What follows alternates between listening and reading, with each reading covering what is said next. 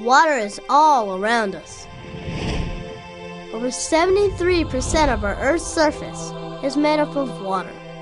Lakes, rivers, and oceans.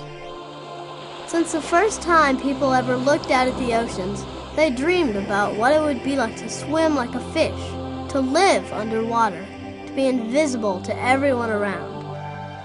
I like the water.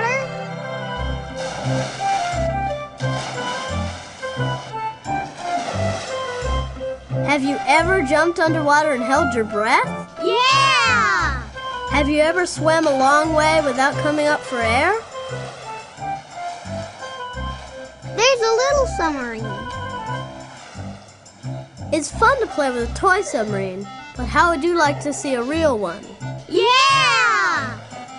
Here we go!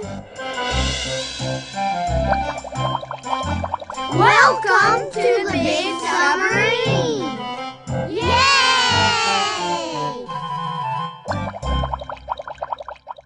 Our adventure begins here at the Kings Bay Naval Submarine Base in Kingsland, Georgia. The sun's just coming up, and we'll ride out to meet the submarine on a Navy tug called a sea tractor. The tugboat is the workhorse of the harbor. The crew gets everything ready, and soon it's time to go.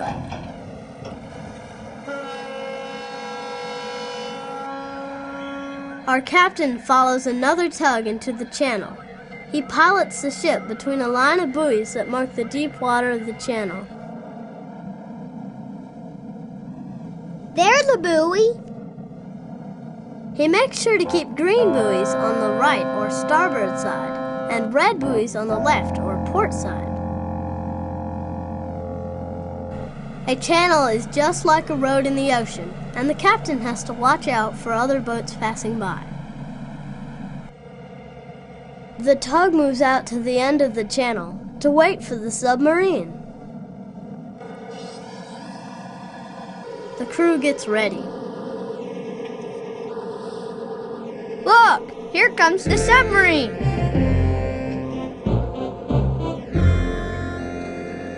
The tugs line up so the sub can come between them. There it is! It's an Ohio-class Trident submarine, one of the largest in the world. Wow, it's big.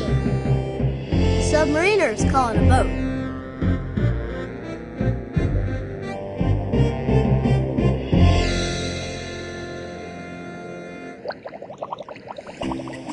Submarines come in all different shapes and sizes, but they all can operate under the water.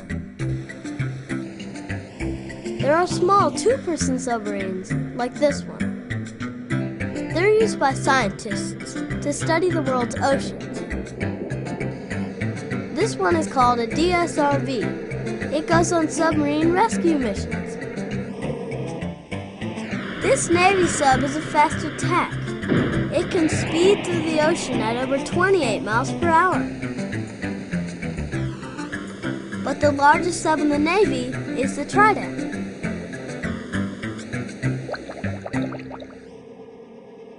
When our submarine finally gets close, we can see how really big it is. How long is it? The Trident submarine is 560 feet long. That's almost as much as 2 football fields. On board, there are over 150 crew members. How do they fit in there? The sub is larger than it looks. You can only see a small part. Most of it is underwater. Look! Wow, it's big. This submarine weighs more than 16,000 tons. That's more than 64,000 families in canoes. The part that sticks up is called a sail, and the little wings are called fairwater planes. They control the submarine when it's underwater. At the top of the sail is the bridge. This is where crew members stand watch when the sub is on the surface. It's connected to the rest of the sub by a long ladder. The working and living areas are down here. As we get underway, the submarine is a very busy place.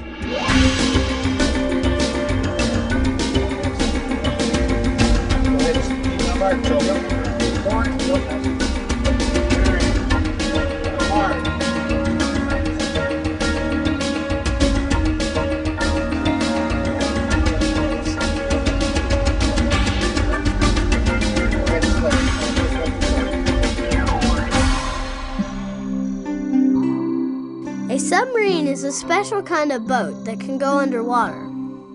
How does it do that? A submarine has large tanks along the outside. When it floats on the surface, the tanks are filled with air, which makes it lighter than water. To dive, the air is pushed out, and the tanks are flooded with water. This makes the sub heavier, and it sinks. To surface, water is blown out of the tanks and replaced with air. That makes the submarine lighter than water, and it floats up to the surface. In an emergency, a sub can come up really fast. It looks like a giant whale. Modern submarines are incredible machines, but a long time ago they were a lot different. One of the first submarines was called the Turtle. It was used in the American Revolution and was powered by pedals, like a bicycle. The Turtle was supposed to sneak into the harbor and drill holes in British wooden ships, but it never worked. It wasn't until the 20th century that submarines were built out of metal and used electric motors. These submarines could stay underwater for days at a time, but they were still small and very cramped. And they always had to surface to charge their batteries. Today, Trident submarines are larger than many ships and can go on missions for up to 6 months at a time. They could run for decades without refueling.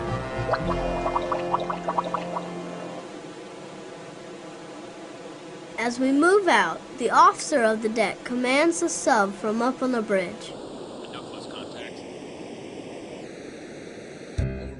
This is control, the nerve center of the submarine.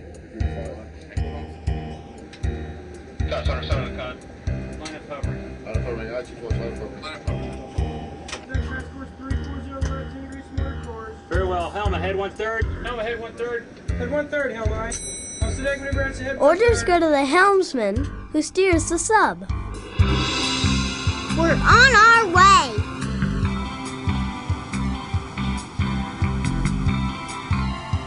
When the sub is moving on the surface, there are always 2 or 3 crew members on the bridge who look out for other ships.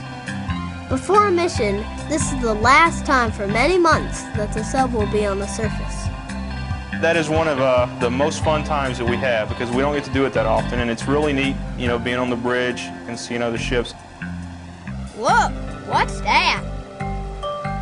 Dolphins love to play in the wake made by the submarine as it moves through the ocean. Typically when we're on the surface, there's always several dolphins that play along the bow of the ship, and it's a lot of fun, and guys love to come up there and watch a school of dolphins just play along the front of the ship, and they jump out of the water and just have a good time with the submarine. The dolphin is the symbol of submariners. When crew members pass all their tests, they're awarded dolphins, and they wear them as a badge of honor. Around submarines, you see dolphins everywhere, even here. A submarine has no windows, so the only way to look outside is through the periscope. What's a periscope? A periscope is a long tube with 2 mirrors at 45-degree angles. So when you look here, you can see things up here. End of observation. The Trident submarine has 2 periscopes, and the view looks like this. There's the sub's tail. You can turn the periscope and look all around. If you look carefully, you can see a ship on the horizon. I see it. We can see him, but he can't see us. Time to prepare for our dive. crew members walk the entire deck to check for any foreign objects. They make sure all the hatches and openings are secure. Meanwhile, in control, the crew gets ready. The crew outside clears the deck and closes the hatches. Sonar makes sure we have a clear course and plenty of water. The dive officer goes through the final checklist. Before we dive, we make sure that all the holes in the ship are closed, and there's a procedure that you go through to make sure that any way that water can get into the ship, it won't happen. We call that rig for dive.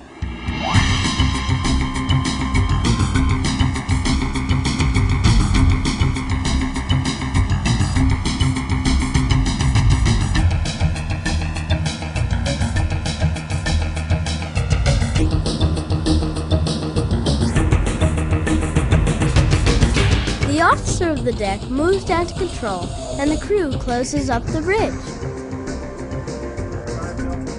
Everyone works together to get the boat ready. Then the dive officer gives the order.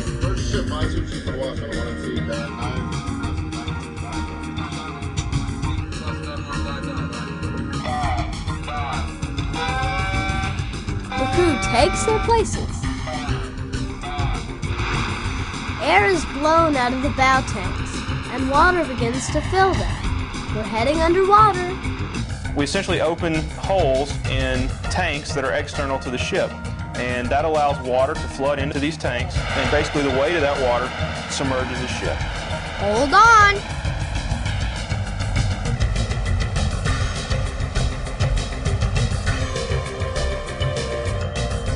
The dive officer reads out our depth.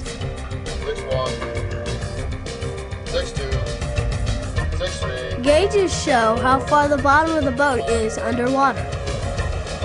Here we go. As the sub goes under, it disappears. But if we could see underwater, it would look like this. Now the submarine enters its world. It makes its own air, fresh water, and electricity. If it didn't have to stop for food, it could operate underwater for over 20 years. Inside, it's like a small city. Near the back or stern of the boat is the engine room and nuclear reactor. This is called the missile forest. Here is the control room. The cafeteria is here. And crew quarters are here. In the front of the boat, called the bow, is a torpedo room.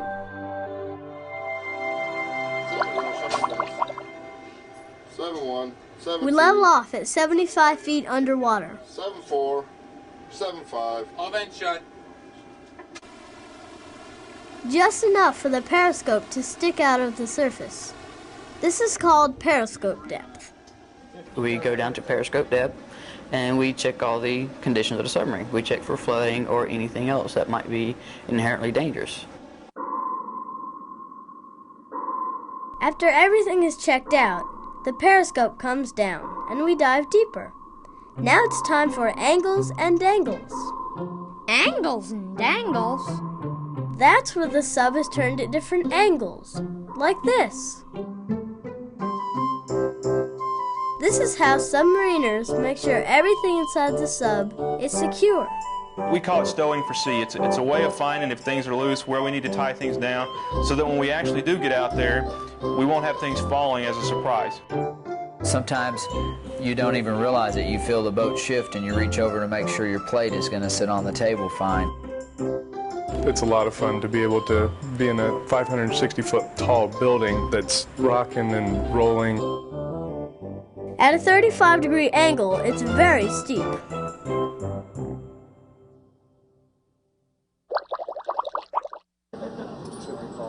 During a mission, the crew works around the clock. Submariners have a special 18-hour day. They work for 6 hours, then they have 12 hours off, then start all over again. But that's not 24 hours. Don't they get mixed up? Underwater, there is no day or night. So life on board a submarine is a world all its own. It's hard work, but it's fun, and there's always plenty to eat. The cafeteria on a submarine is called the mess. This is the largest room on the entire ship, and it's also used for meetings and watching movies. The submarine's kitchen serves over 500 meals, 24 hours a day. The sub carries enough food and supplies to go underwater for up to 6 months at a time. The crew can get fresh fruits and vegetables every day. Where do they keep it all? They store it here. In custom refrigerators, they keep the food fresh. Locking shelves keep cans and boxes from falling during maneuvers. Even though the sub is huge on the outside, it's still tight quarters on the inside. Every space is used. This room is for 9 enlisted men.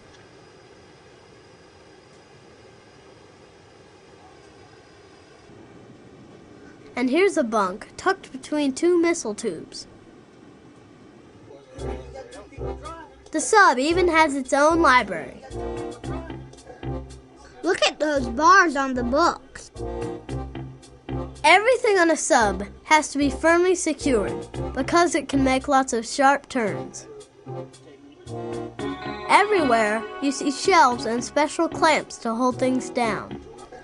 Even the phones are locked down. Every few days, the barber gives haircuts in the large mess. And the doctor is always available, right down the hall. There's also a computer training center where crew members can learn new skills. How do they learn about submarines in the first place? They come here to the Trident training facility to learn all about submarines. Inside are simulators and classrooms with the latest training equipment.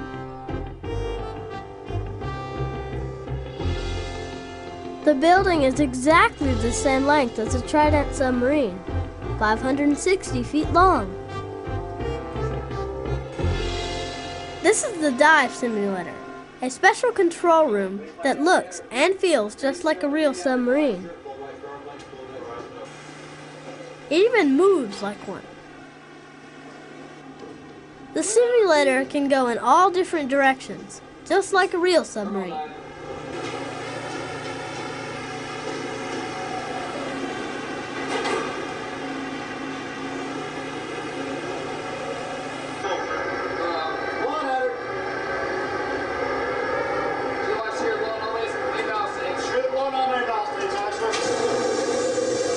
It's like a giant video game. It's not a game. An instructor sits in the back and programs the computers to test the crew with different problems. In the dive simulator, crews can practice hazardous situations that would be too dangerous in a real submarine. Sonar, we have a large surface contact. Stand by for collision.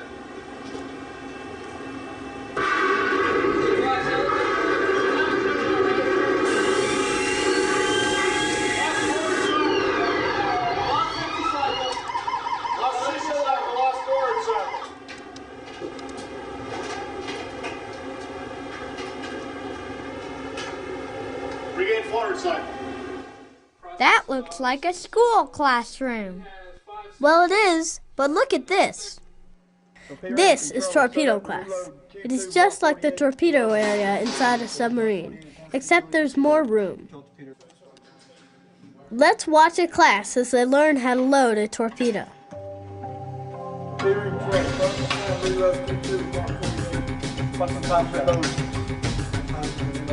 The class unstraps the torpedo and loads it into the tube, just like they would on a real submarine.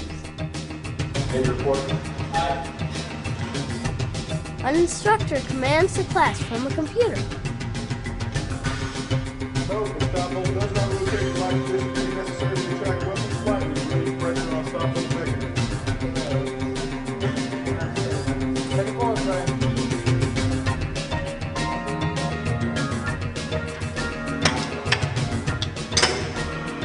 Now here's what it looks like on a real submarine.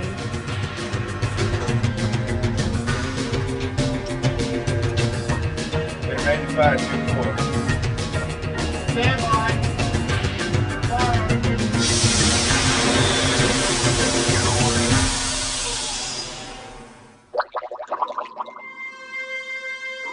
When a submarine is underwater, it makes its own air from the seawater around it. How does it do that? Water is made up of hydrogen and oxygen. The submarine has machines on board that take oxygen out of the seawater to make air. If one machine fails, there are 4 others to back it up.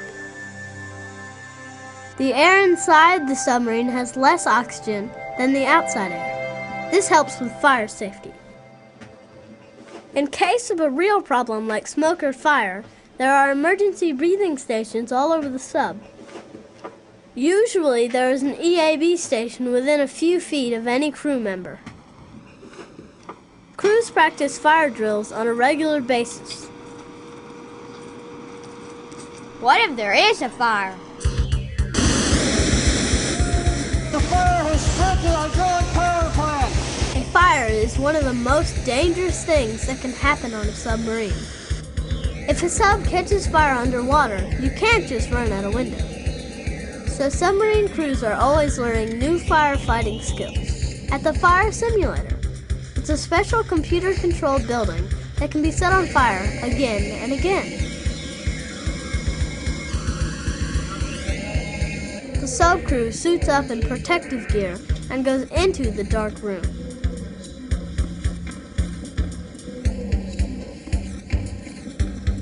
Instructors create the different fires from the computer control room. Smoke on panel, flame on panel, right? Crews learn to make split-second decisions about how to put out each different fire. These are real fires, and sometimes the room heats up to over 180 degrees. Crew members could get burned, but it's the best way to learn these important safety operations.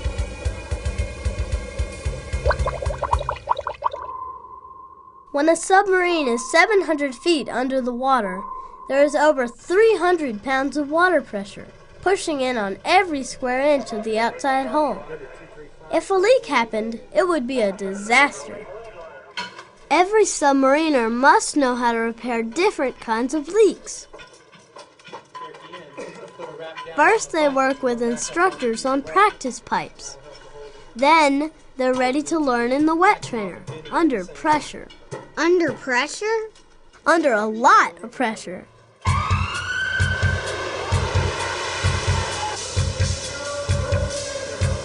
The wet trainer is just like the lower level of a submarine, full of pipes and valves.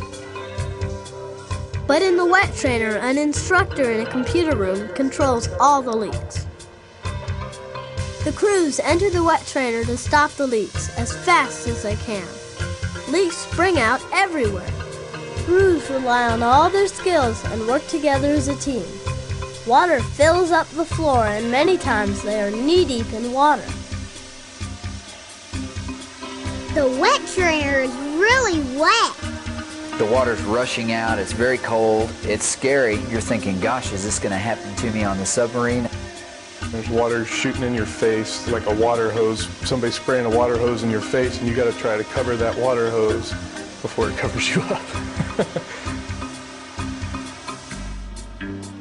It's wet and uncomfortable, but it is the best way to learn these important safety procedures.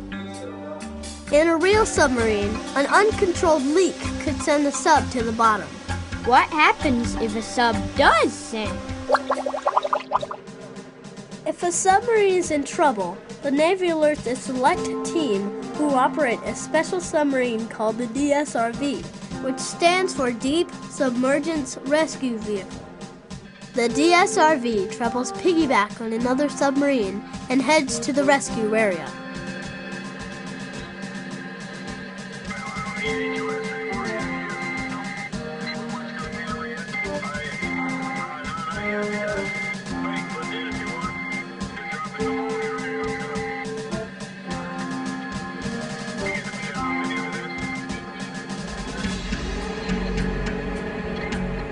crew has windows and a video camera to find the sub through the murky water. The DSRV heads to the main hatch of the disabled sub and locks into place with a high-pressure connection. Then it takes 20 crew members at a time back to the rescue sub. It does this again and again until every crew member is rescued. But small submarines are used for more than rescue missions.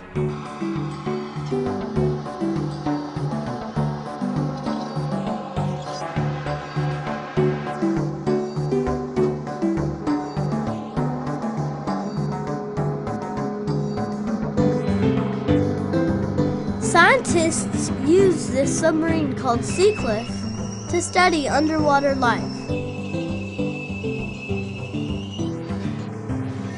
It has lights, video cameras, and 2 robot arms. It can go much deeper than a regular submarine, as deep as 2 miles underwater.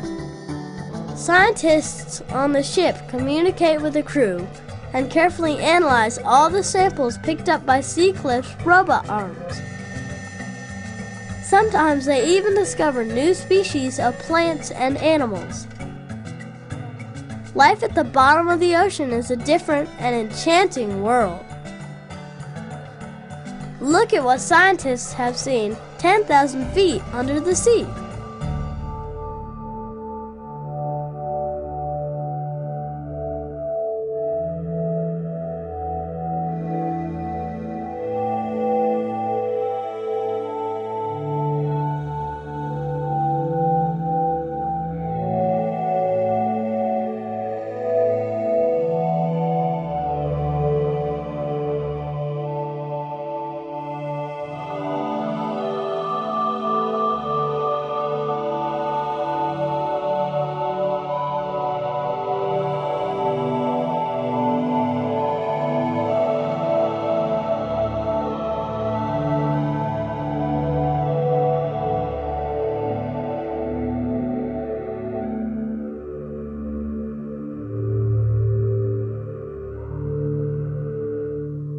Our submarine doesn't have windows, but it can see underwater with sound by using sonar.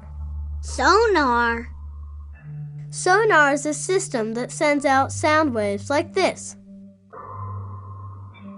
They travel through the water and bounce off rocks and ships and other things, even fish. Underwater microphones, called hydrophones, hear these reflections and a computer turns them into a picture. The sonar operator reads these pictures and can tell what is all around the submarine. When a sub is on a mission, its location is secret, so it doesn't send out any radio signals. It only receives messages. Crew members cannot call home until they return to port, but they do get family grams, computer messages sent every week. Each crew member is allowed only 40 words per week from friends or family. It makes you feel better. It makes you feel like you're a little bit closer to home. You are allowed 8 messages for every 2 months, which basically correlates to 1 message a week. And they have 40 words to tell you about what's happening on their side of the world.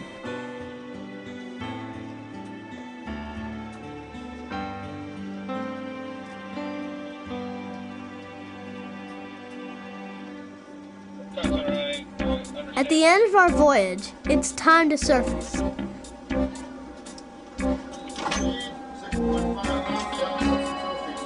Water is blown out of the tanks and the sub rises towards the surface. Diving here, 80 feet. As the sub reaches periscope depth, the officer of the deck quickly checks the horizon to make sure there are no ships nearby. Then he gives the okay to surface. No close contacts. You assume code I. Surface. There it is!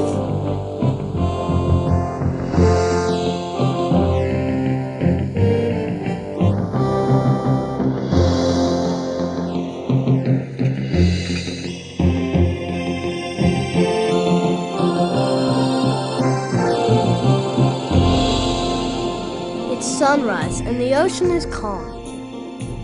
The topside crew prepares the sub for entering the harbor. They wear special safety belts that connect to tracks that run the entire length of the boat. Hey, what are they doing? They're setting the cleats. These are large hooks used to tie up at the dock. All ships have cleats, but only submarines have retractable cleats. The navigator plots out the best course for the sub in the narrow channel.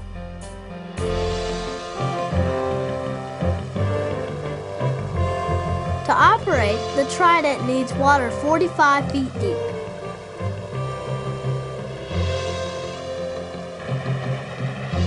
A tug escorts us in, and a small Navy boat runs alongside to keep other boats out of the way.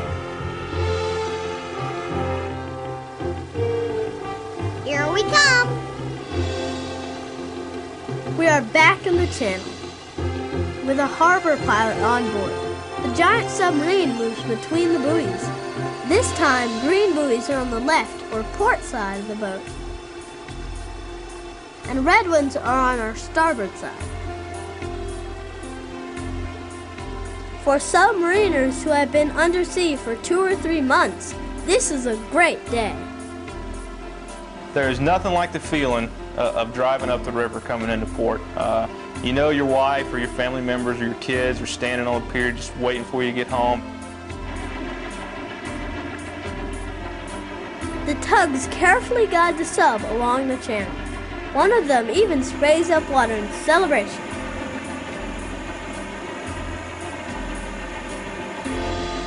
As we approach the harbor, a Navy honor guard stands at attention on deck. It's the first sunlight the crew has seen in 3 months. When you walk up topside, it's hard to take your first couple of breaths because you're getting more oxygen than your body's used to. The tugs position the giant sub so it can slide into the tight space at the dock. It takes a lot of skill to control such a large ship. Tug crews throw small ropes with balls on the end so people on the sub can pull up the large docking lines.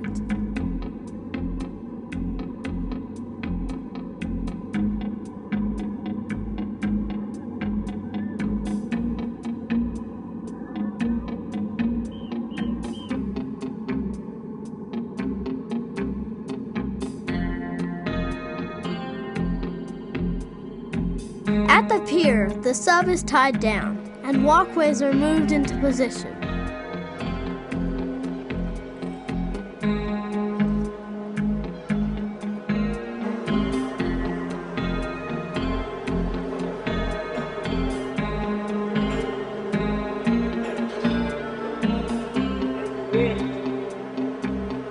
Now the submariners begin to leave the boat. As they walk off, they salute the flag at the stern as a sign of respect.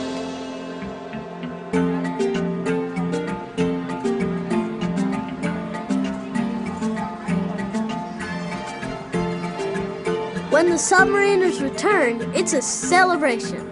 After months at sea with only familygrams, it's great to be home. He really missed his dad. As soon as the sub is tied up at the dock, maintenance crews begin their work.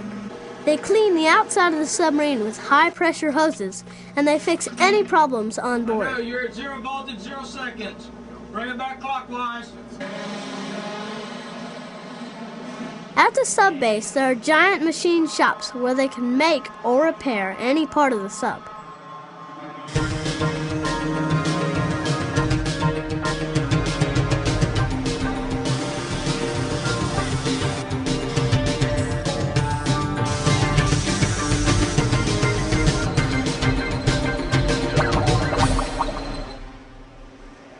Every so often, the submarine must get a top-to-bottom maintenance inspection. To do this, the sub must be completely out of the water, so it is brought here to the dry dock. Tugs guide the submarine as a powerful winch pulls it slowly into the dry dock. This is a critical operation. It must be lined up exactly. If it's less than an inch off, it could damage the sub when the water is pumped out. This is the dockmaster. He is in charge of getting the sub in the proper position. The dry dock is like a giant swimming pool that is 700 feet long and 65 feet deep. Wow. Once the submarine is in position, it is tied down and the gigantic dry dock doors are closed. The doors are almost 8 feet thick and act like a dam to hold back a wall of seawater. When the giant doors are in place, all 21 million gallons of water are pumped out of the dry dock. How long does that take? It can take over 5 hours, but in this time-lapse view, watch how it all happens in just a few minutes.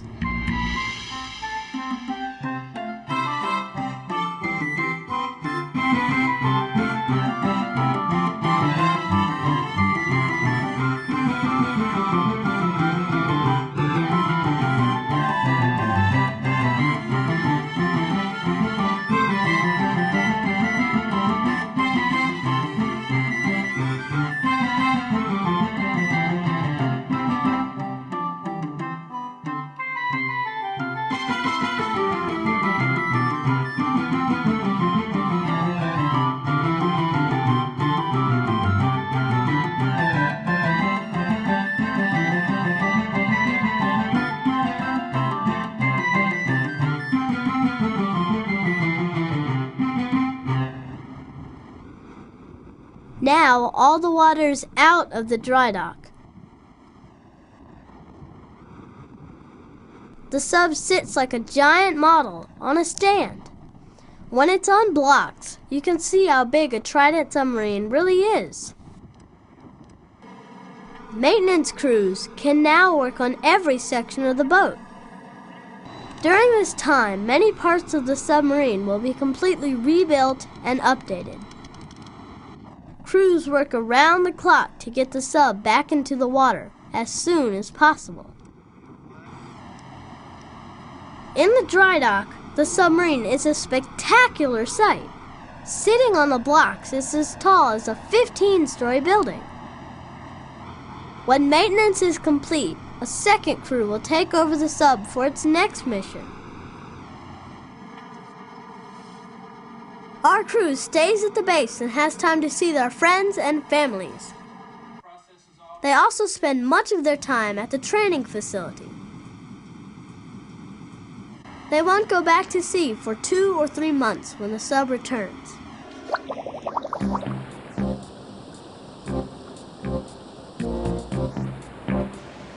With a new crew on board, the Trident submarine is pushed away from the dock for another voyage. Tugs guide it into the channel, and the great submarine heads out to sea once more. Soon, the crew will rig for dive. Hatches will be closed and the whole ship prepared. And once again, 160 submariners will work and live under the ocean, invisible to all of us on land.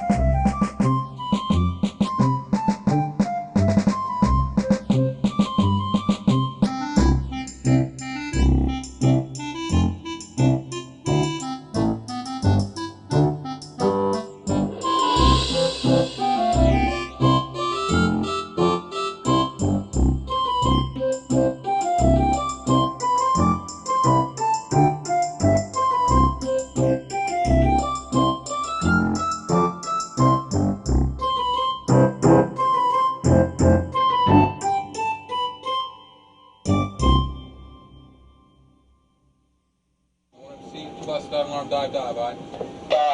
Dive.